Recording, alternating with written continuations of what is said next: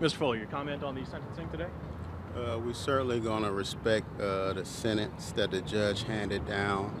My client accepted it, and he's preparing himself mentally to endure it. For 25 years, is that too much in your mind, or just enough? Well, ultimately, my job was to represent him. The prosecutor's job was to prosecute him. The jury's job was to hand down the the verdict that they felt appropriate, and at the end of the day, it's the judge's job to sentence him. But with the 25 years that he's been sentenced to, what's your reaction to that? Are you happy with it, or was it too much? You're kind of, the argument is always that he was trying to defend his life and save his life. Yeah, so obviously it could have been a lot worse. If he was convicted guilty as charged, he could have gotten a life sentence and died in jail.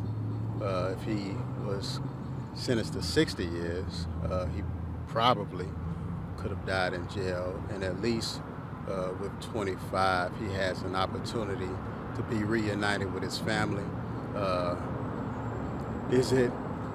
Is 25 not as high as 60? Yeah, but that's still a significant amount of time that he would have to do.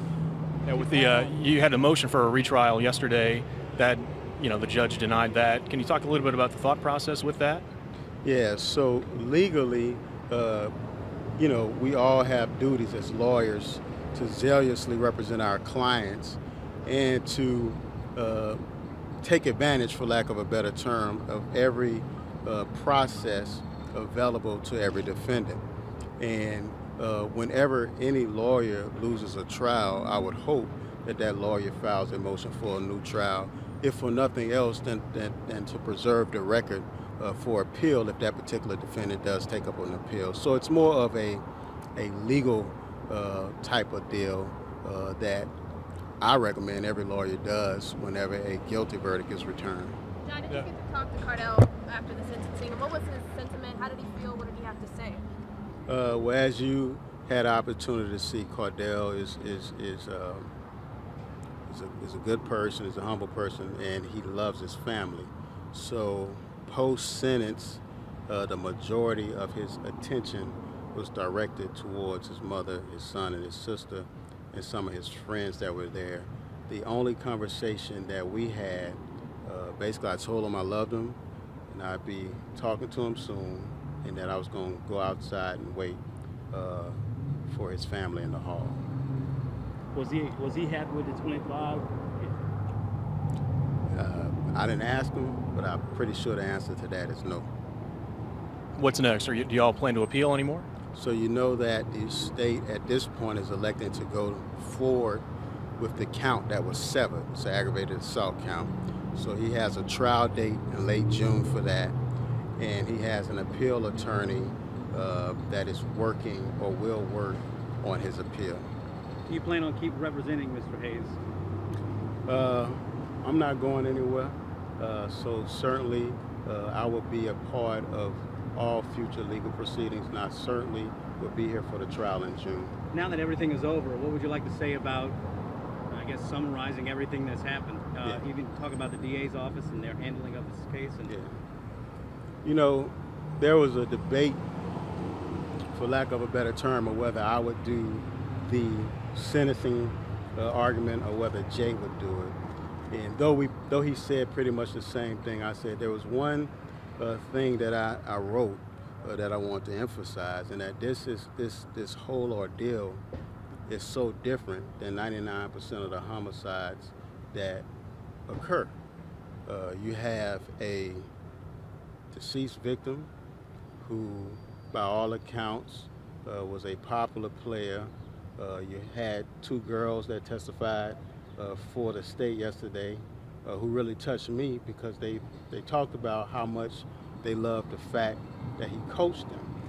And you also have a defendant in this case who's very different than the average defendant that you see in this building. He had not one but two businesses that he owned. He was a capable father who took care of his son, looked out for his son. He played 4 instruments in his church. He was an active church member, and by all accounts, a good person.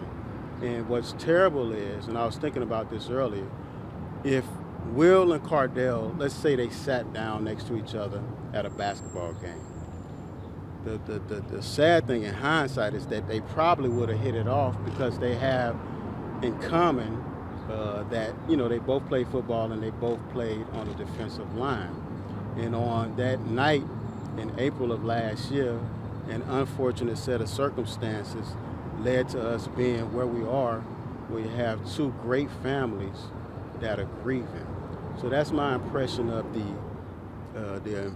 event as a whole. In terms of the district attorney's office, you know, they have a job to do, right? So to a certain extent, you have to respect and expect them to do their job, just as defense attorneys have a job, judges, juries have a job. Mr. Fuller, do you think that the judge, like the jury that convicted your client, at the end of the day found that there was possibly a culpability on both parties the night of the shooting? And that's why you got a 25-year sentence instead of a 60-year sentence, which is what the prosecution was asking for? Obviously, none of us had any idea of the sentence that Judge Buras was going to hand down, and none of us had any conversation with her about that. I think that Judge Buras took everything into account. The loss to the Smith family, as she said, the loss of income, the loss of a father,